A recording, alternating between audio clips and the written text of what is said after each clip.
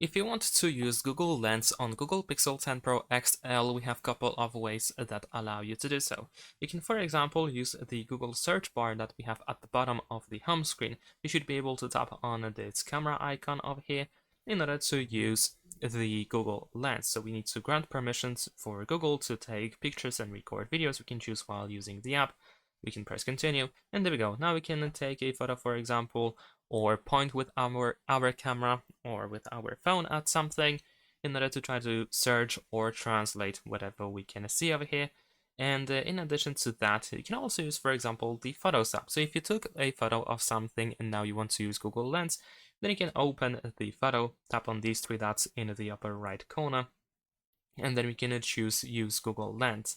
And now over here, let's actually close this, and there we go. We have Google search results. And that's pretty much it. Thanks for watching, leave a like and subscribe.